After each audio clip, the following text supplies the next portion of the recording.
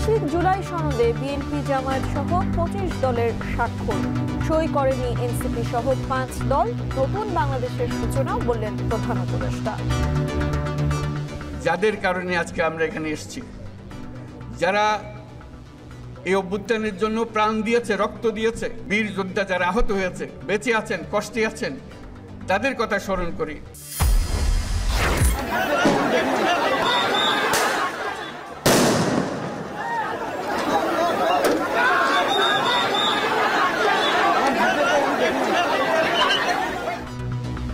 সংসদ এলাকা থেকে জুলাই যোদ্ধাদের সরিয়ে দেওয়ার পর খামারবাড়িতে বিক্ষোভ, অভ্যুত্থানে আত্মত্যাগের স্বীকৃতিকে উপেক্ষার অভিযোগ।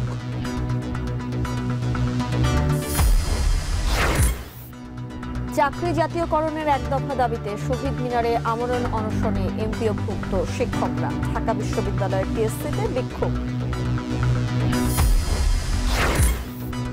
রাজধানীর মালিবাগে শম্পা জুয়েলার্স থেকে চুরির ঘটনায় 4 জনকে গ্রেপ্তার করেছে পুলিশ। প্রায় 190 ভরি স্বর্ণালংকার ও নগদ টাকা উদ্ধার। 18 ঘন্টার আগুনে পুড়ে কঙ্কাল চট্টগ্রাম ইপিজেডের 2টি কারখানা। ধসে পড়ছে 8 তলা ভবনের বিভিন্ন অংশ।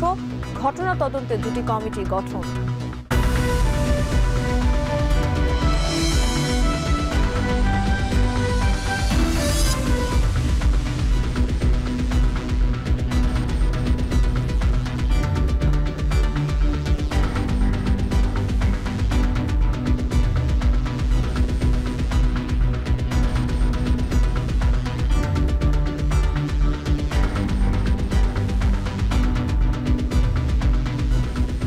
স্বাগত। এখন সন্ধ্যায় পুরো আয়োজনে আপনাদের সঙ্গে আছি আমরা দুজন, আমি তন্ময় কুমার রায় এবং আমি তানজিলা খান মিম। বহু টানাপোড়েন ও শঙ্কা কাটিয়ে অবশেষে 24-এর গণ অভ্যুত্থানের ঐতিহাসিক দলিল হিসেবে জুলাই সনদ স্বাক্ষরিত হলো। তবে সই করেনি এনসিপি। দেশের রাজনৈতিক নতুন বন্দোবস্তের পথে একটি ঐতিহাসিক পদক্ষেপ হিসেবে 25টি রাজনৈতিক দল ও জোট প্রতিনিধি সনদটিতে সই করে। প্রধান উপদেষ্টা বলেন, সে সময় জুলাই সনদ সইয়ের মাধ্যমে নতুন বাংলাদেশের সূচনা হলো। এটি বিশ্বের জন্য অনন্য দৃষ্টান্ত হয়ে থাকবে। বিস্তারিত জানাবেন শাহাদাত অভ্র। স্বাক্ষর সম্পন্ন হয়েছে। শত বিপ্লবী বন্ধুর রক্তের দামে লেখা জুলাই জাতীয় সনদ 2025। জাতীয় ঐকমত্য কমিশনের রাষ্ট্রযন্ত্র, সরকার ব্যবস্থা কিংবা রাজনীতিতে আগামীর বাংলাদেশ কেমন হবে সেটির রূপরেখাই এবার এক মলাটে। ঐতিহাসিক এই দলিলে এবার বাস্তবায়নের প্রতিজ্ঞা নিয়ে স্বাক্ষর করল রাজনৈতিক দল ও জোটের প্রতিনিধিরা। এটিকে নতুন রাজনৈতিক সমঝোতার দলিল হিসেবে পূর্ণ বাস্তবায়ন নিশ্চিত করার অঙ্গীকার করে দলগুলো।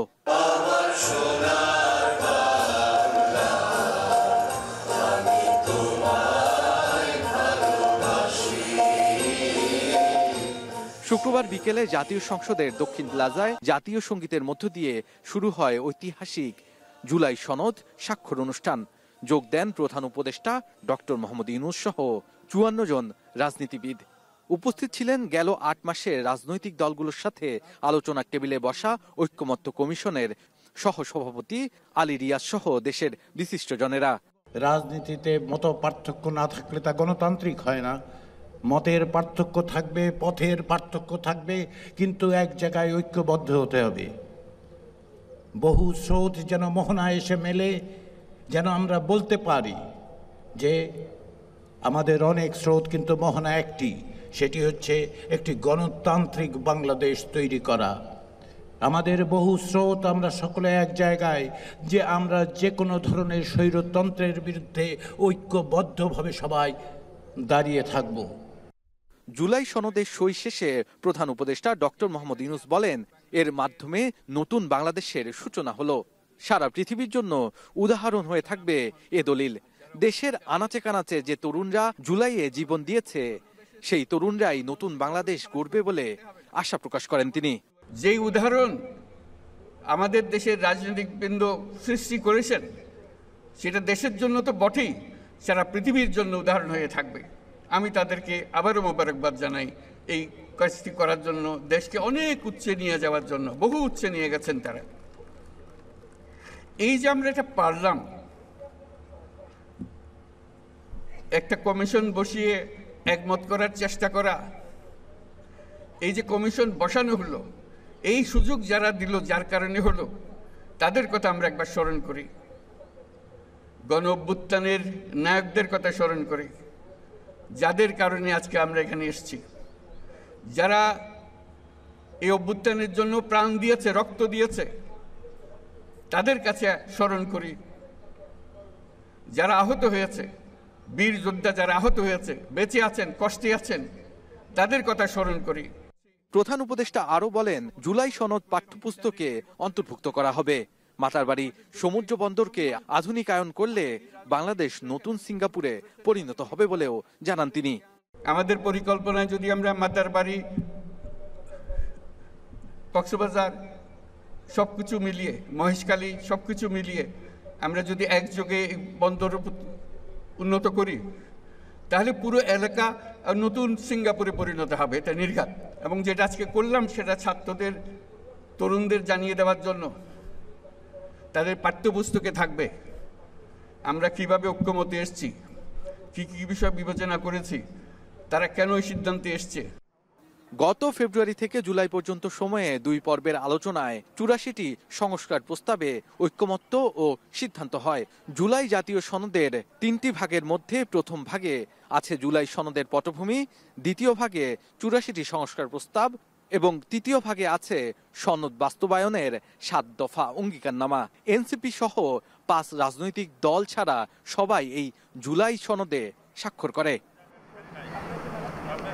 জাতীয় সংসদের দক্ষিণ প্লাজা আজ সাক্ষী হলো এক ঐতিহাসিক ঘটনার। সেই ঘটনা বলে দিচ্ছে আগামীর নতুন বাংলাদেশ হচ্ছে জুলাই সনদ 2025 সেটির আঙ্গিকে। এবং প্রধান উপদেষ্টা বললেন, আজ থেকে পুনর্জন্ম হলো এই বাংলাদেশের। শাহাদাত আফরো, এখন, ঢাকা। এদিকে জুলাই সনদে স্বাক্ষরের ঐতিহাসিক ক্ষণকে ফ্যাসিবাদ বিরোধী রাজনৈতিক দলগুলোর সম্প্রীতি হিসেবে আখ্যায়িত করলেন রাজনীতিবিদ, উপদেষ্টা ও বিশিষ্টজনরা। বলছেন, সনদ স্বাক্ষরের মাধ্যমে মজবুত হবে গণতন্ত্রের ভিত্তি। তবে এনসিপির অনুপস্থিতি অনুষ্ঠানকে কিছুটা ম্লান করেছে বলেও মনে করছেন কেউ কেউ। আরও জানাচ্ছেন জাওয়াদ মাহমুদ। বাংলাদেশের রাজনৈতিক দলগুলোর প্রতি স্বাধীনতা উত্তর বাংলাদেশের এমন একটা ক্ষণের জন্য অপেক্ষা করতে হয়েছে 54 বছর। গণ অভ্যুত্থান, পাল্টা অভ্যুত্থান থেকে 24-এর জনযুদ্ধের রক্ত মারিয়ে ফ্যাসিবাদ বিরোধী রাজনৈতিক দলগুলো প্রতিশ্রুতিবদ্ধ হতে এসেছে মহান সংসদের দক্ষিণ প্লাজায়। ক্রান্তিকালে দাঁড়িয়ে থাকা বাংলাদেশের জন্য এটি হচ্ছে আমাদের দীর্ঘ পথ যাত্রার ক্ষেত্রে একটি মাইল ফলক। নতুন বাংলা নির্মাণের ম্যাগনা কাটা খ্যাত জুলাই সনদ স্বাক্ষর অনুষ্ঠানে শুধু রাজনৈতিক দলই নয়, স্বতঃস্ফূর্ত অংশগ্রহণ ছিল বিশিষ্টজন থেকে শুরু করে কূটনীতিকদের। বৈরী আবহাওয়ার ক্ষণে ক্ষণে বৃষ্টির ধারা ভিজিয়েছে সংসদের এই অঙ্গন। বৃষ্টি বিড়ম্বনা উপেক্ষা করেই রাজনীতিবিদ থেকে শুরু করে অতিথিরা এসেছেন ইতিহাসের সাক্ষী হতে। মাননীয় সভাপতি প্রফেসর ডক্টর মোহাম্মদ ইউনূস। রাজনীতিবিদরা সনদসইয়ের এই ঐতিহাসিক ক্ষণকে দেখছেন ফ্যাসিবাদ বিরোধী রাজনৈতিক দলগুলোর সম্প্রীতি হিসেবে। দক্ষিণ প্লাজার বাইরে জুলাই যোদ্ধাদের সাথে আইনশৃঙ্খলা বাহিনীর সদস্যদের সংঘর্ষের ঘটনাকে অপ্রত্যাশিত বলছেন তারা।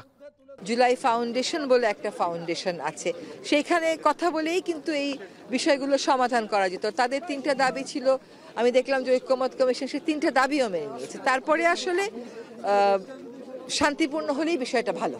ডিস্টার্ব করতেছে, এটা আমরা লক্ষ্য করলাম, বাট এটা নতুন কিছু না। এরা সকল সময় বাংলাদেশকে ডিস্টার্ব রাখার চেষ্টা করবে। আমাদেরকে এই সমস্ত বাধা বিপত্তি অতিক্রম করেই এগিয়ে যেতে হবে। সবচাইতে বেশি ইম্পর্টেন্ট হলো new dimensional politics, constitutional politics আসা দরকার। এটি যদি না আনতে পারি আমরা, তাহলে আবার সেই ফেসিজম, আবার সেই একনায়কতান্ত্রিক ব্যবস্থার উদ্ভব হবে। এই জন্য ক্ষমতার বিকেন্দ্রীকরণ করার জন্যই এত চেষ্টা।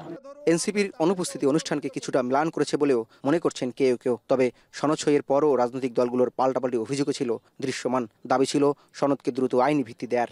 যদি এনসিপির যারা আমাদের ছাত্র নেতারা আছে, যারা জুলাই গণ অভ্যুত্থানকালে নেতৃত্ব দিয়েছিল, ওনারা যদি উপস্থিত থাকতো আরো ভালো লাগতো। তবে ওনারা বলেছেন যে আমাদের ঐক্যমত্য কমিশন আরো 15 দিন তো ফাংশনিং আছে, এর মধ্যে ওনারা বিভিন্ন বিষয় বিবেচনা করবেন। আগামী সংসদকে এই গণভোট একটা কনস্টিটিউয়েন্ট পাওয়ার কিংবা এই যে সংবিধানকে মৌলিকভাবে সংস্কার করার ক্ষমতা অর্পণ করবে, যাতে করে এই সংস্কার বাস্তবায়িত হয় এবং এটা আর আদালত কর্তৃক চ্যালেঞ্জের মুখে না পড়ে। যারা এখানে দীর্ঘসূত্রিতার কারণে সনদটা বিলম্বিত হয়েছে একটি দল, তারা কিন্তু 9-10টা ডিসেন্ট দিয়ে বসে আছে। এটা না হলে ভালো হতো, তাহলে সর্বসম্মত হইতো। এখনো সুযোগ আছে আলোচনার, আমরা সর্বসম্মত হলে এটা দেশ এবং জাতির জন্য কল্যাণকর হবে। জুলাই সনদকে নতুন বাংলাদেশের প্রবেশ দুয়ার হিসেবে দেখছেন বিএনপি ও জামায়াত নেতারা। সনদ স্বাক্ষরের মাধ্যমে গণতন্ত্রের ভিত্তি মজবুত হবে বলে মনে করছেন তারা। সেটা প্রায় 7-8 মাস আপনার তারা পরিশ্রম করে আজকে এই সনদ স্বাক্ষরের মধ্য দিয়ে বাংলাদেশের রাজনৈতিক ইতিহাসে একটি নতুন অধ্যায়ের সূচনা হলো। শহীদের আত্মত্যাগ, রক্তদান, এই জাতির আকাঙ্ক্ষা, জনপ্রত্যাশা সবকিছু পূরণের শুরু হলো কেবল। এটা যাত্রা। এগুলো বাস্তবায়নের মধ্য দিয়ে আমরা একটি গণতান্ত্রিক এবং গণতান্ত্রিক সংস্কারের মধ্য দিয়ে রাষ্ট্র কাঠামো আমরা অর্জন করতে পারবো।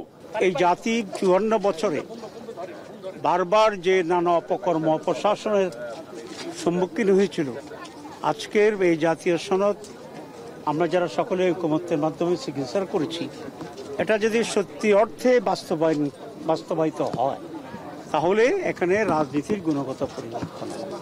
এই জুলাই সনদের জুলাই জাতীয় সনদের বাস্তবায়ন হলেই জুলাই গণঅভ্যুত্থানের দায় শোধ হবে বলে বলছেন জাতীয় নেতারা। স্বৈরতন্ত্রের বিরুদ্ধে ঐক্যবদ্ধভাবে জাতীয় সংসদ ভবনের দক্ষিণ প্লাজায় যখন ঐতিহাসিক জুলাই সনদ সই অনুষ্ঠান হচ্ছে, তখন এনসিপি এবং বাম ঘরানার 4টি দল ছাড়া সবগুলো রাজনৈতিক দল এখানে অংশ নিয়েছেন। যে সকল রাজনৈতিক দল অংশ নিয়েছেন তাদের প্রত্যাশা আজকের এই ঐতিহাসিক সনদসই অনুষ্ঠান আগামীর বাংলাদেশের টেকসই গণতান্ত্রিক যাত্রা নিশ্চিত করবে এবং ফ্যাসিবাদ বিরোধী যে রাজনৈতিক ঐক্য সেটি আরও সুদৃঢ় করবে। জাতীয় সংসদ ভবনের দক্ষিণ প্লাজা থেকে জাওয়াদ মাহমুদ, এখন।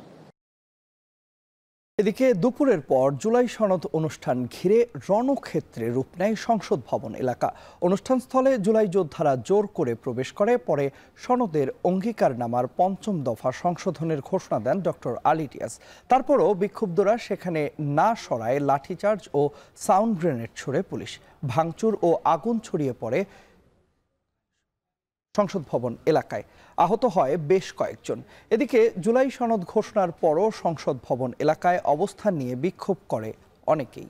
প্রতিবেদনে দেখুন বিস্তারিত। নানা বিতর্ক, মত দ্বিমতের বাধা পেরিয়ে ঐতিহাসিক জুলাই সনদ স্বাক্ষরের মঞ্চ যখন প্রস্তুত, তখনও উত্তেজনাকর পরিস্থিতি সংসদ ভবনের সামনে। সনদের আইনি ভিত্তি ও দায়মুক্তি সহ কয়েক দফা দাবিতে সকাল থেকে সংসদ ভবনের সামনে অবস্থান নিয়ে বিক্ষোভ করতে থাকেন জুলাই যোদ্ধারা। পরে সীমানা গেট ধাক্কা দিয়ে ভেতরে প্রবেশ করে দক্ষিণ প্লাজার দিকে অবস্থান নেয় তারা। পরে তাদের বাইরে পাঠালেও দুপুর 1টার দিকে আবারও গেট ভেঙে ঢোকার চেষ্টা করলে বাধা দেয় পুলিশ। পরিস্থিতি নিয়ন্ত্রণে আনতে তাদের ছত্রভঙ্গ করতে লাঠিচার্জ করে পুলিশ। এ সময় পুলিশকে লক্ষ্য করে ইট পাটকেল নিক্ষেপ করে আন্দোলনকারীরা। শুরু হয় দুপক্ষের সংঘর্ষ। তাদের দমাতে বেশ কয়েকটি সাউন্ড গ্রেনেড ও টিয়ার শেল নিক্ষেপ করে পুলিশ। এ সময় আহত হন বেশ কয়েকজন জুলাই যোদ্ধা।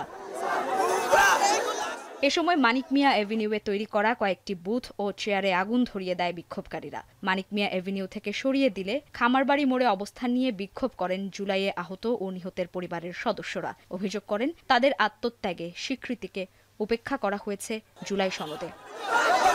জুলাই সনদ সংশোধন, সনদকে স্থায়ীভাবে সংবিধানে অন্তর্ভুক্ত করার দাবিও জানান তারা।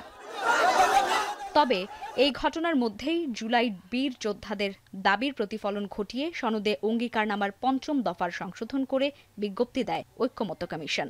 আমরা আছি, কমিশন সরকার অবশ্যই এই বিষয়ে যে সমস্ত ব্যবস্থা নেবে সেগুলোর দিকে আমরা নজর রাখব।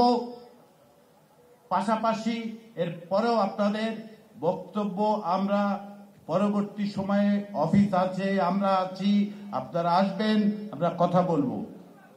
এবং আজকের এই পরিস্থিতির কারণে আজকের বিকেলের জাতীয় জুলাই সনদ এই সুস্পষ্ট আপনারা যে দাবি তুলেছেন শহীদ আহত জুলাই যোদ্ধাদের ভাতা ইত্যাদি, আমরা সেটা ব্যবস্থার জন্য বলছি।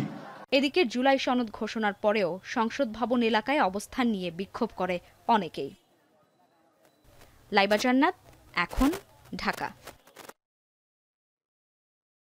অন্তর্বর্তী সরকারের ব্যর্থতায় জুলাই আহত ও শহীদদের পরিবারের সদস্যরা রাস্তায় নামতে বাধ্য হয়েছেন বলে মন্তব্য করেছেন জামায়াতে ইসলামীর আমির শফিকুর রহমান। বিকেলে মিরপুর শ্রমিক কল্যাণ ফেডারেশনের উদ্যোগে শ্রমিক সমাবেশে অংশ নিয়ে এ কথা বলেন তিনি। জামায়াত আমির আরও বলেছেন, অনেকের দাবি মেনে নেওয়া হচ্ছে, অথচ জুলাই যোদ্ধারা বঞ্চিত হচ্ছে। আগেও দুর্নীতি হয়েছে, এখনও বিপুল পরিমাণে দুর্নীতি হচ্ছে। বলেন, বাংলাদেশের ইতিহাসে জামায়াতের মতো আর কাউকে এত জুলুমের শিকার হতে হয়নি। জুলাই আন্দোলনের পর জামায়াতে ইসলামী এখন পর্যন্ত কারো বিরুদ্ধে ব্যক্তিগত প্রতিশোধ নেয়নি। জামায়াতে ইসলামী সরকার গঠন করতে পারলে কাউকে চাঁদাবাজি করতে দেয়া হবে না। ন্যায্য দাবি আদায়, শ্রমিকদের রাস্তায় নেমে আর মার খেতে হবে না। আজকে ইন্টারিম সরকারের পুলিশের হাতেও যদি তারা মার খায়, এ লজ্জা আমরা কোথায় রাখবো? আমরা সরকারকে বলবো, দয়া করে নিজেদের দায়িত্বের প্রতি আপনারা সুবিচার করুন। আমরা একা ক্ষমতার স্বাদ নিতে চাচ্ছি না, ক্ষমতার কোনো স্বাদই নিতে চাচ্ছি না। আল্লাহ যদি সরকার গঠনের সুযোগ দেন, আমরা ইনশাল্লাহ সবাইকে নিয়েই করব। জুলাই সনদ স্বাক্ষরের নামে কয়েকটি দল এক হয়েছে, যা কোনো জাতীয় ঐক্য নয় বলে মন্তব্য করেছেন এনসিপির আহ্বায়ক নাহিদ ইসলাম। জাতীয় ঐক্যের নামে জাতির সঙ্গে প্রতারণা করা হচ্ছে বলেও অভিযোগ করেন তিনি।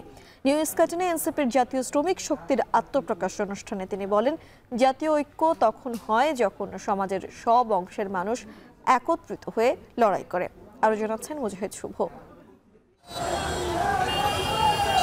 রিকশায় এনসিপির মুখপাত্র নাহিদ ইসলাম, সঙ্গে বিপুল সংখ্যক শ্রমিক ও দলের নেতৃবৃন্দ।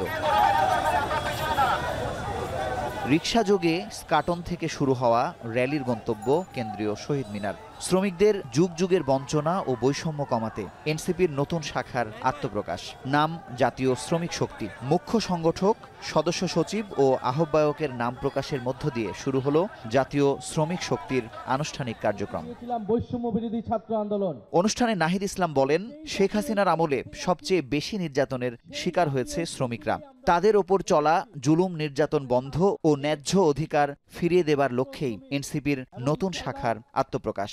আমরা যেই লড়াইটা শুরু করেছিলাম 2024-এ বৈষম্যবিরোধী ছাত্র আন্দোলনের মধ্য দিয়ে, আজকে শ্রমিক শক্তির আত্মপ্রকাশের মধ্য দিয়ে তা আরো অনেক ধাপ এগিয়ে গেল। বিগত 16 বছর যেই ফ্যাসিবাদী বন্দোবস্ত বাংলাদেশে ছিল, যে অগণতান্ত্রিক শেখ হাসিনার স্বৈরাচারী শাসন ব্যবস্থা ছিল, সেখানে সবচেয়ে বেশি নির্যাতিত হয়েছিল শ্রমিকেরা। অনুষ্ঠানে জাতীয় জুলাই সনদে রাজনৈতিক দলগুলোর স্বাক্ষর নিয়ে সমালোচনা করেন তিনি। বলেন, এর মাধ্যমে ঐক্য নয়, বরং জাতির সঙ্গে প্রতারণা করা হয়েছে। জাতীয় ঐক্য বলতে আমাদের দেশের কিছু মানুষ মনে করে শুধু কয়েকটা রাজনৈতিক দল এক টেবিলে বসলেই জাতীয় ঐক্য হয়ে যায়। আজকেও জুলাই সনদ নামে একটা সনদে কিছু রাজনৈতিক দল একত্র হয়ে স্বাক্ষর করবে এবং এর নাম তারা দিতে চায় জাতীয় ঐক্য। আমরা মনে করি এটা কোনো জাতীয় ঐক্য নয়। যেই দিনে কিছু রাজনৈতিক দল জাতীয় ঐক্যমতের নামে জনগণের সাথে প্রতারণা করে একটি কাগজে সাইন করছে, আর জাতীয় শ্রমিক শক্তি রাজপথে নিজেদের অবস্থান জানান দিচ্ছে, আমরা সবসময় জানি রাজপথের শক্তি জয়ী হয়। ইনশাল্লাহ জাতীয় শ্রমিক শক্তিও জয়ী হবে। জুলাইতে শ্রমিকদের আত্মত্যাগের ইতিহাস স্মরণ করে সবসময় তাদের পাশে থাকার অঙ্গীকার করেন নাহিদ ইসলাম। মুজাহিদ শুভ, এখন ঢাকা। চাকরি জাতীয়করণের এক দফা দাবিতে আমরণ অনশন শুরু করেছে বেসরকারি এমপিওভুক্ত শিক্ষকরা। এ বিষয়ে বিস্তারিত জানাতে কেন্দ্রীয় শহীদ মিনার থেকে আমাদের সঙ্গে যুক্ত আছেন মাহফুজা বৃষ্টি। চলে যাচ্ছি তার কাছে। বৃষ্টি, শিক্ষকরা তো আমরণ অনশন করছেন, তাদের দাবি পূরণ নিয়ে কোনো অগ্রগতি আছে কিনা, কোনো ধরনের কোনো আশ্বাস তারা পেয়েছেন কিনা, বিস্তারিত জানাবেন। তন্ময়, আমরা জানি যে গতকাল পর্যন্ত দাবি বাস্তবায়নের একটি আশা ছিল, কিন্তু সেই জায়গা থেকে যখন শিক্ষক সমাজ দেখতে পেল যে তাদের এই দাবি পূরণের পথ সুগম নয়, সেই জায়গা থেকে তারা যমুনা অভিমুখে কিন্তু লং মার্চের ঘোষণাও দিয়েছিল, কিন্তু বিভিন্ন সমর্থিত রাজনৈতিক দলের প্রেক্ষিতে তারা সরে এসেছিলেন। আজ পর্যন্ত কিন্তু তাদের দাবি পূরণের কোনো কিন্তু আশ্বাস নেই। সেই জায়গা থেকে যেসব দাবি নিয়ে তারা এসেছেন এই জায়গায়, দাবিগুলোর মধ্যে 3টি দাবি ছিল, বিশেষ করে তাদের যে স্বাস্থ্য ভাতা এবং বোনাস এবং যাদের কর্মচারীদের উৎসব ভাতা সেইটার কথা কিন্তু তারা বারবার করে জোর দিয়েছেন, কিন্তু এই সরকার বিগত সময়ে তারা বলছেন যে 10% করে দিতে পারবেন, কিন্তু 10%-এর কথা বলে তাদেরকে আলোচনায় বসার নাম দিয়ে নিয়ে গিয়ে সেখানে তাদেরকে উপহাস করা হয়েছে, তাদেরকে অশ্রদ্ধা জানানো হয়েছে। সেই জায়গা থেকে ক্ষিপ্ত হয়ে কিন্তু এক প্রকার এক ধরনের বৈষম্য তৈরি হচ্ছিল, সেই জায়গা থেকে সরে এসে কিন্তু আমরণ অনশন কর্মসূচিতে সেটা রূপ নিয়েছে। আজকে আমরা জানি যে 6ষ্ঠ দিনের মতো এই কর্মসূচি চলছেন। এখান থেকে যে সদস্য সচিব আছেন এই এমপিওভুক্ত বেসরকারি প্রত্যাশী জোটের, জাতীয়করণ প্রত্যাশী জোটের, তিনি বলেছেন যে তিনি আশ্বাস দিচ্ছেন এবং তিনি এক ধরনের সন্দেহ অথবা জাতির কাছে স্পষ্ট করে তুলে ধরার চেষ্টা করছেন যে কোনো গুপ্ত গোয়েন্দা সংস্থার চাপে অথবা সরকার পক্ষের চাপে এই শিক্ষা উপদেষ্টা যিনি সিআর আবরার আছেন তিনি এক ধরনের পক্ষপাতিত্ব করছেন। পক্ষপাতিত্বের কারণেই কিন্তু এই শিক্ষকদের ন্যায্য অধিকার, ন্যায্য দাবিটা পূরণ হচ্ছে না, যেখানে সমগ্র বাংলাদেশ এবং বিভিন্ন বেসরকারি যে সব প্রাথমিক বিদ্যালয়, উচ্চ বিদ্যালয় রয়েছে তারাও কিন্তু তাদের সাথে একমত প্রকাশ করেছেন। কিন্তু সব জায়গা থেকে যেমন বিশেষজ্ঞরা যারা আছেন, সমাজের উচ্চবিত্ত এবং বুদ্ধিজীবী যারা আছেন তারাও কিন্তু বলছেন যে শিক্ষকদের এই দাবি ন্যায্য, যেটা পূরণ করা সম্ভব। কিন্তু সরকার বারবার বলছে যে তাদের অর্থনৈতিক সংকট রয়েছে, এই অর্থনৈতিক সংকটের কারণেই কিন্তু 5% পর্যন্ত দেওয়ার জন্য রাজি হয়েছে সরকার, কিন্তু যেটা যে শিক্ষক সমাজ যারা আছেন, বেসরকারি এমপিভুক্ত শিক্ষক, তারা কিন্তু এতে একমত নয়। এজন্যই এই অনশন কর্মসূচি এখনো চলছে। আমরা জানি যে কালকে দুপুর 12টায় কালো পতাকা মিছিল হবে রাজপথে এবং রবিবার সমগ্র ছাত্র, শিক্ষক এবং অভিভাবক সহ যমুনা অভিমুখে লং মার্চ হবে। এতটাই ছিল আমার কাছে। ফরচুন শপিং মলে স্বর্ণ চুরির 9 দিনের মাথায় প্রায় 190 ভরি স্বর্ণ সহ 4 জনকে গ্রেপ্তার করেছে ডিবি। প্রধান 2 অভিযুক্ত গ্রেপ্তার হলেও সুমন এখনো ধরা ছোঁয়ার বাইরে আছে। তার কাছে কি পরিমাণ স্বর্ণ আছে তা এখনো নিশ্চিত নয় ডিবি। বিস্তারিত জানাচ্ছেন আরিফ হোসেন। 8 অক্টোবর মধ্যরাত রাজধানীর মৌচাকে ফরচুন শপিং মলের 3য় তলার বাথরুমের গ্রিল কেটে সম্পদ জুয়েলার্সের প্রায় 500 ভরি স্বর্ণ চুরি করে একটি সংঘবদ্ধ চক্র। চাঞ্চল্যকর ওই ঘটনার পরপরই গোয়েন্দা তথ্যের ভিত্তিতে অভিযান শুরু করে ডিবি। প্রথমে চট্টগ্রাম থেকে শাহিনকে গ্রেফতার করে ডিবি। তার দেয়া তথ্যের ভিত্তিতে ফরিদপুরে অভিযান চালিয়ে প্রথমে প্রায় 100 ভরির মতো স্বর্ণ উদ্ধার করা হয়। এরপর বরিশালে অভিযান চালানো হয় আরেক সহযোগী সুমনের বাড়িতে। সেখানে বাকি 90 ভরি স্বর্ণ উদ্ধার করে ডিবির অভিযান পরিচালনাকারী দলটি। স্বর্ণ চুরির ঘটনায় আরও 2 অভিযুক্ত উত্তম কানাই ও নুরুদ্দিনকে গ্রেফতার করা হয়েছে। সুমনের কাছে আরও স্বর্ণ থাকতে পারে বলে প্রাথমিকভাবে ধারণা করছে ডিবির অভিযান পরিচালনাকারী দলটি। এটা এখনো বিক্রির পর্যায়ে যেতে পারেনি, যেতে পারেনি। ওরা একটা জায়গায় শুধু 2টে স্বর্ণ গলায় ছিল, গলায় রাখছে, সেটাও আমরা উদ্ধার করেছি। এখনো আমাদের একজন আসামি গ্রেপ্তার করতে পারিনি। আমরা তার গ্রেপ্তারের চেষ্টায় আসছি। তাকে গ্রেপ্তার করলে তখন আমরা টোটাল জানতে পারবো যে কত এবং বাকি কোনো স্বর্ণ তার কাছে আছে কিনা। শুক্রবারের দিন অভিযুক্তরা 2021 সালে কর্ণফুলী মার্কেটে চুরির ঘটনায় জড়িত ছিল বলেও জানায় ডিবি প্রধান। জানেন 8 দিনের ভিতর আমরা এই রহস্য উদ্ঘাটন করতে পারছি। আরিফ হোসেন, এখন ঢাকা। প্রায় 18 ঘন্টা পর নিভল চট্টগ্রাম ইপিজেডের 2টি কারখানার আগুন। এরই মধ্যে পুড়ে কঙ্কাল পুরো ভবন। ধসে পড়েছে 8ম তলা ভবনটির বিভিন্ন অংশ। এরই মধ্যে ফায়ার সার্ভিস এবং ইপিজেড কর্তৃপক্ষ আলাদাভাবে 5 সদস্যের 2টি তদন্ত কমিটি গঠন করেছে। কাজী মাহফুজের প্রতিবেদন। দাউ দাউ করে জ্বলছে আগুন। বাতাস আর রাসায়নিক পদার্থ আগুনকে করেছে আরও তীব্র, আরও উদ্দাম। দহনে পুড়ে কঙ্কাল 8 তলা ভবন। এ দৃশ্য চট্টগ্রাম ইপিজেডের এডাম ক্যাপস অ্যান্ড টেক্সটাইল ও জিহং কারখানার। বৃহস্পতিবার দুপুর 2টায় ভবনের 7ম তলায় আগুনের সূত্রপাত হয়। ভবনটিতে মেডিকেল ইকুইপমেন্ট ও দাহ্য পদার্থ থাকায় আগুন দ্রুত ছড়িয়ে পড়ে পুরো ভবনে। ফায়ার সার্ভিস, নৌবাহিনী এবং সেনাবাহিনীর 23টি ইউনিটের যৌথ প্রচেষ্টায় প্রায় 18 ঘন্টা পর আগুন নিয়ন্ত্রণে আসে। ব্যবহার করা হয় রোবটসহ অত্যাধুনিক 2টি ক্রেন। ততক্ষণে পুরো ভবনটি পুড়ে কঙ্কাল। আগুনের তাপমাত্রা 800 থেকে 1000 ডিগ্রি সেলসিয়াস হওয়ায় ধসে পড়ে ভবনের ছাদসহ বেশ কিছু অংশ। ভবনটিকে ঝুঁকিপূর্ণ ঘোষণা করে ফায়ার সার্ভিস। গঠন করা হয় 5 সদস্যের তদন্ত কমিটি। 2 দিক থেকে এটা খোলা, কিন্তু বাদবাকি 2 দিকটা সেটব্যাক, মানে যেটাকে বলি আমরা যেটা বিল্ডিং কোডের যে নিয়ম, সেই নিয়মটা মেনে করা হয়নি। কারণ পার্শ্ববর্তী যে বিল্ডিংটা ছিল খুবই সন্নিকটে, এটা সেটব্যাকটা ছিল না, যার কারণে আমাদের কোনো ফায়ার ফাইটাররা ওখানে পজিশন নিতে পারেন নাই। একটু দূরত্ব বজায় রেখে নিজেদের সেফটিটা ইনশিওর করে আমরা এই কার্যক্রম করেছি, যার কারণে একটু সময় লেগেছে। তবে আমাদের কারো কোনো ক্ষতি হয়নি, এটাই আমাদের সবথেকে বড় সাকসেসফুল বলবো আমরা। এদিকে কিভাবে আগুনের সূত্রপাত সে সম্পর্কে কিছু জানাতে পারেনি কর্তৃপক্ষ, যদিও ঘটনা তদন্তে 5 সদস্যের কমিটি গঠন করেছে ব্যবজা। ঘটনার সময় কারখানাটিতে 1000-এর বেশি শ্রমিক ও কর্মকর্তা অবস্থান করছিল। কর্তৃপক্ষের সাবধানতায় কোনো ধরনের হতাহতের ঘটনা ঘটেনি দাবি ইপিজেড কর্তৃপক্ষের। প্রথম আমাদের যেটা প্রচেষ্টা ছিল এরিয়াটাকে কর্ডন করে আমাদের শ্রমিক ভাই বোনদেরকে নিরাপদে সুস্থভাবে কোনো রকমের ইনজুরি এবং ক্যাজুয়ালিটি ছাড়া বের করে নিয়ে আসা, সেটা আমরা সক্ষম হয়েছি। ইপিজেড বা রপ্তানি প্রক্রিয়াকরণ কারখানায় আগুন অর্থনীতিতে বেশ নেতিবাচক প্রভাব ফেলে, আর এরকম বিদেশি মালিকানাধীন কারখানায় আগুন দেশের ভাবমূর্তিও ক্ষুণ্ণ করে। যেহেতু এই রপ্তানি প্রক্রিয়াকরণ অঞ্চল দেশের অর্থনীতিকে সমৃদ্ধ করছে এবং আন্তর্জাতিক পরিচিতি বৃদ্ধি করছে, তাই এ অঞ্চলে কারখানার নিরাপত্তা ও কর্মপরিবেশ উন্নত করার পরামর্শ সচেতন মহলের। কাজী মাহফুজ, এখন চট্টগ্রাম। ডাকসু জাকসু চাকসুর মতো রাকসুতেও জয়ের ধারাবাহিকতা অব্যাহত রাখল রাজশাহী বিশ্ববিদ্যালয় ছাত্র শিবির। কেন্দ্রীয় ছাত্র সংসদে বিপুল জয় অর্জন করল তারা। 23টি পদের বিপরীতে ভিপি মোস্তাকুর রহমান জাহিদ এবং এজিএস সালমান সাব্বির সহ 20 পদেই জয় পেয়েছে ছাত্র শিবির সমর্থিত প্যানেল। তবে জিএস পদে জয় পেয়েছেন সাবেক সমন্বয়ক আধিপত্য বিরোধী প্যানেলের সালাউদ্দিন আম্মার। বিস্তারিত প্রতিবেদনে। 72 বছর বয়সী মতিহারের এই প্রাঙ্গণে, যেখানে 35 বছর পর নানা চড়াই উতরাই পেরিয়ে অনুষ্ঠিত হল 17তম কেন্দ্রীয় ছাত্র সংসদ নির্বাচন, আর তার ফলাফল ভাঙল রাজশাহী বিশ্ববিদ্যালয়ে রাকসুর ইতিহাস। বিশ্ববিদ্যালয়টির কেন্দ্রীয় ছাত্র সংসদে এর আগের 16 বারের কখনোই জেতেনি ছাত্র শিবির। তবে 35 বছরের 17 অক্টোবরের সকালে বিশ্ববিদ্যালয়ের কাজী নজরুল ইসলাম মিলনায়তনে ধ্বনিত হল দীর্ঘ অপেক্ষার বিজয়ের উল্লাস।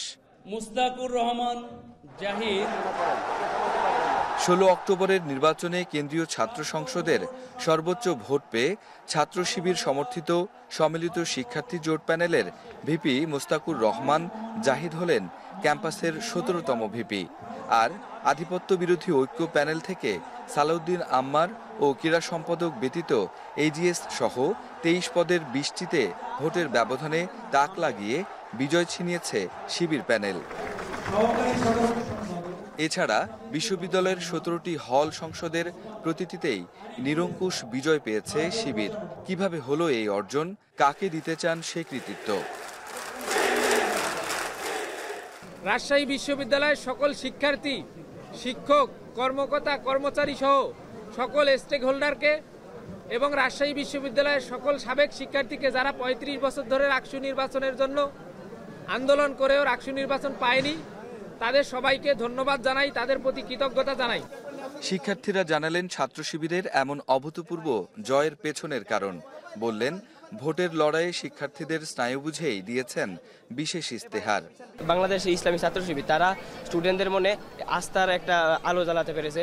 তো সেই জায়গা থেকে আমরা দেখতে পারলাম যে রাকসু নির্বাচনে ম্যাক্সিমাম পদের মধ্যে কি আমরা ছাত্র শিবিরকে জয়ী হতে দেখছি। আমরা যে ইশতেহারটা দিয়েছি শিক্ষার্থীদের ম্যান্ডেট পালস বুঝে এবং চেষ্টা করব তাদের এই ইশতেহারটা যাতে সুন্দরভাবে আমরা বাস্তবায়ন করার চেষ্টা করব আর কি। নির্বাচনের আগে 24-এর আন্দোলনের সৈনিকদের নেওয়া হয় প্যানেলে, আর অন্তর্ভুক্ত ঐক্যের বার্তা দিল পাহাড় সমতলের সকল শিক্ষার্থীদের প্রতি।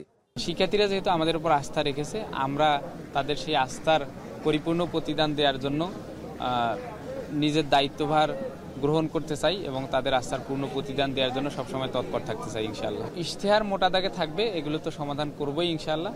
তার পাশাপাশি শিক্ষার্থীদের প্রয়োজন বোধে যেই সমস্যাগুলো আসবে সমাধান করা দরকার, সেগুলোর জন্য আমরা সর্বোচ্চ চেষ্টা করব। আমি প্রতিদ্বন্দ্বিতা করছিলাম, শিক্ষার্থীরা আমাকে নির্বাচিত করেছে, তারা মনে করেছে আমি শিক্ষার্থীদের ম্যান্ডেট নিয়ে কাজ করতে পারবো ইনশাআল্লাহ। আমি আমার জায়গা থেকে সর্বোচ্চ চেষ্টা করব। শিবিরের সমর্থনে বাড়তি মনোযোগ ছিল নারীদের নিরাপত্তা, ছাত্রী হলের নানা সংকট সমাধানের। বিজয়ী শিবির নেতারা বলছেন, শিক্ষার্থীদের দেয়া প্রতিশ্রুতিতেই সীমাবদ্ধ না থেকে এগিয়ে যাবেন সকল সমস্যার সমাধানে সাথে রাখতে চান অন্যান্য ভিপি প্রার্থীদের সমর্থনও। আপনারা আপনাদের জায়গা থেকে আমাদেরকে সর্বোচ্চ সহযোগিতা করবেন। রাকিবুল হাসান, এখন রাজশাহী। রাশিয়া থেকে কম দামে তেল কিনবে ভারত নাকি যুক্তরাষ্ট্রের সঙ্গে কূটনৈতিক সম্পর্ক বজায় রাখবে, এ নিয়ে বেশ কয়েকদিন ধরেই উভয় সংকটে রয়েছে নয়াদিল্লি। আবার মস্কো থেকে তেল কেনা বন্ধ করলে সেই সুযোগে আন্তর্জাতিক বাজারে এর দর বাড়িয়ে দেবে যুক্তরাষ্ট্র ও মধ্যপ্রাচ্যের দেশগুলো। এতে আরও বিপদে পড়বে মোদী সরকার। বিবিসির বিশ্লেষণধর্মী প্রতিবেদনে উঠে এসেছে এ তথ্য। বিস্তারিত জানাচ্ছেন জাহানারা ভূঁইয়া। বিশ্বের দুই পরাশক্তি যুক্তরাষ্ট্র ও রাশিয়ার মারপ্যাচে এবার শাখের করাতে ভারতীয় প্রধানমন্ত্রী নরেন্দ্র মোদী। একদিকে রাশিয়া থেকে সস্তায় তেল ক্রয়, অন্যদিকে যুক্তরাষ্ট্রে উচ্চ হারে শুল্ক আরোপ। এই দুইয়ের মাঝে পড়ে উভয়ের সঙ্গে বাণিজ্য ও কূটনৈতিক সম্পর্ক চ্যালেঞ্জের মুখে ভারতের। এ নিয়ে বিশ্লেষণধর্মী প্রতিবেদন প্রকাশ করেছে বিবিসি। বিবিসির প্রতিবেদনে বলা হয়, ভারত রাশিয়া থেকে কম দামে তেল কিনলে যুক্তরাষ্ট্রের সঙ্গে কূটনৈতিক সম্পর্ক হুমকির মুখে পড়বে, যার অন্যতম উদাহরণ এরই মধ্যে নয়াদিল্লি ও ওয়াশিংটনের মধ্যে দীর্ঘদিনের বন্ধুত্বপূর্ণ সম্পর্ক থাকা সত্ত্বেও গেল আগস্টে ভারতের উপর 50% সম্পূরক শুল্ক আরোপ করেছে যুক্তরাষ্ট্র। আর রাশিয়া থেকে তেল কেনা অব্যাহত থাকলে এর হার আরও বাড়তে পারে বলেও হুঁশিয়ারি দেন মার্কিন প্রেসিডেন্ট ডোনাল্ড ট্রাম্প। ভারত রাশিয়ার এ তেল বাণিজ্য নিয়ে নতুন করে ধোঁয়াশা তৈরি করেছেন ট্রাম্প। বুধবার হোয়াইট হাউসের সাংবাদিকদের সঙ্গে তিনি বলেন, শিগগিরই ভারত রাশিয়া থেকে তেল কেনা বন্ধ করবে। দেশটির প্রধানমন্ত্রী নরেন্দ্র মোদী ফোন কলে তাকে বিষয়টি নিশ্চিত করেছেন। তবে এর কয়েক ঘন্টা পরই এই ইস্যুটি অস্বীকার করেছে ভারতীয় পররাষ্ট্রমন্ত্রী। দেশটির পররাষ্ট্র মন্ত্রণালয়ের মুখপাত্র রণধীর জয়সওয়াল জানিয়েছেন, এ নিয়ে তারা কিছুই জানে না। Indian companies source energy supplies from around the world while taking overall market conditions into account. Delhi ভিত্তিক think tank global trade research ইনিশিয়েটিভের তথ্য মতে, রাশিয়া ইউক্রেন যুদ্ধ শুরুর পর মস্কোর উপর পশ্চিমা নিষেধাজ্ঞা উপেক্ষা করে 2021-22 সালে রাশিয়া থেকে 4 মিলিয়ন টন জ্বালানি তেল আমদানি করে ভারত। আর 2024-25 সালে যা বেড়ে দাঁড়ায় 87 মিলিয়ন টন। রাশিয়া থেকে উল্লেখযোগ্য হারে ডিসকাউন্টে তেল কেনায় বছরে গড়ে $5 বিলিয়ন সাশ্রয় করে ভারত। আর চাহিদার শীর্ষভাগ রাশিয়া থেকে পূরণ করায় স্বাভাবিকভাবে যুক্তরাষ্ট্র, মধ্যপ্রাচ্য সহ অন্যান্য দেশগুলো থেকে তেল আমদানি কমিয়ে দেয় নয়াদিল্লি। এতে ক্ষতির মুখে পড়ে যুক্তরাষ্ট্র, ব্রাজিল, কুয়েত, মেক্সিকো, নাইজেরিয়া ও ওমান। এই পরিস্থিতিতে ভারত যদি রাশিয়া থেকে তেল আমদানি বন্ধ করে দেয়, এর ফায়দা নেবে যুক্তরাষ্ট্র, মধ্যপ্রাচ্যের দেশগুলো। সেই সুযোগে আন্তর্জাতিক বাজারে জ্বালানি তেলের দাম বাড়িয়ে দেবে এসব দেশ, এমনটাই মত বিশ্লেষকদের। ভারতের খুচরা বাজারেও বাড়বে তেলের দর। এতে অভ্যন্তরীণ চাপের মুখে পড়বে নরেন্দ্র মোদী সরকার। অপরদিকে ভারত যদি রাশিয়া থেকে সস্তায় তেল কেনা অব্যাহত রাখে, তবে যুক্তরাষ্ট্রের বাজারে তাদের রপ্তানি পণ্যের উপর উচ্চ হারে শুল্ক দিতে হবে। এছাড়াও নয়াদিল্লির সঙ্গে ওয়াশিংটনের কূটনৈতিক সম্পর্ক দিন দিন অবনতির পথে যাবে। জাহানারা ভূঁইয়া, এখন বিশ্ব। ইয়েমেনে বিদ্রোহী গোষ্ঠী হুতি বাহিনীর প্রধান সামরিক কর্মকর্তা মোহাম্মদ আল ঘামারি নিহত হয়েছেন। তাকে হত্যার দায় স্বীকার করেছে ইসরায়েল। স্থানীয় সময় বৃহস্পতিবার হুতি বাহিনীর ঘোষণার পর এ দায় স্বীকার করে ইসরায়েলের প্রতিরক্ষা মন্ত্রী ইসরায়েল কাতস। এ ঘটনার পর এক বিবৃতিতে হুতি বাহিনী জানিয়েছে, ইসরায়েলের সাথে তাদের সংঘাত শেষ হয়নি। ইসরায়েলের অপরাধের জন্য প্রতিকারমূলক শাস্তি দেয়া হবে বলেও জানান গোষ্ঠীটি। এর আগে গেল আগস্টে ইসরায়েল দাবি করেছিল, ইয়েমেনের রাজধানী সানায় তারা হুতি বাহিনীর সামরিক প্রধান সহ বিশিষ্ট ব্যক্তিদের লক্ষ্য করে হামলা চালিয়েছিল। এবার তাকে হত্যার দায়ও স্বীকার করল তেল আবিব।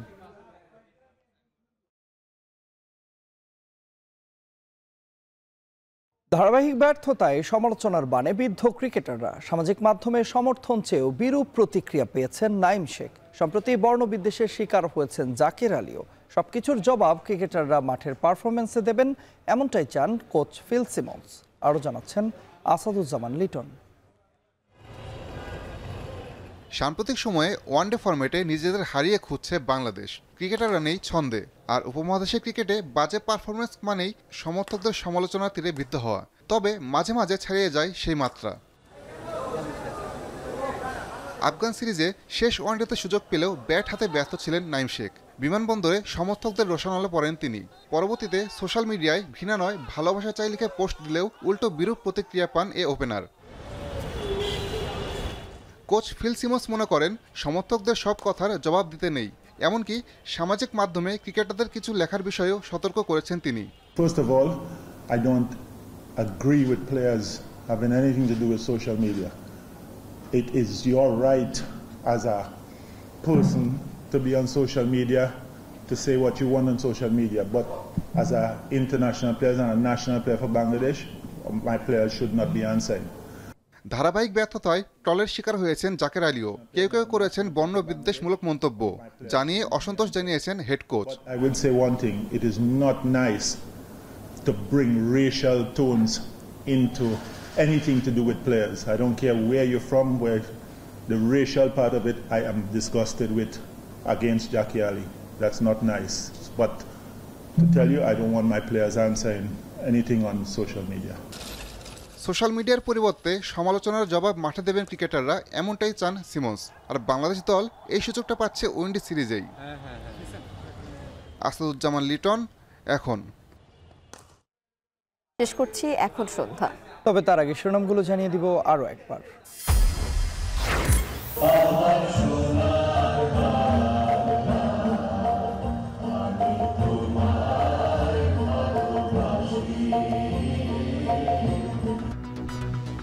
ঐতিহাসিক জুলাই সনদে বিএনপি জামায়াত সহ 25 দলের স্বাক্ষর, সই করেনি এনসিপি সহ 5 দল।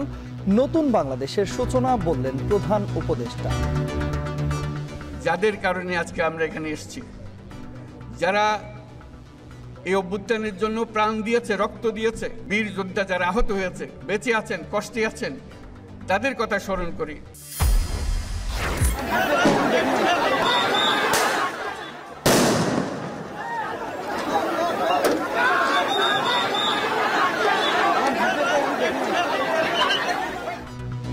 সংসদ এলাকা থেকে জুলাই যোদ্ধাদের সরিয়ে দেওয়ার পর খামারবাড়িতে বিক্ষোভ, অভ্যুত্থানে আত্মত্যাগের স্বীকৃতিকে উপেক্ষার অভিযোগ।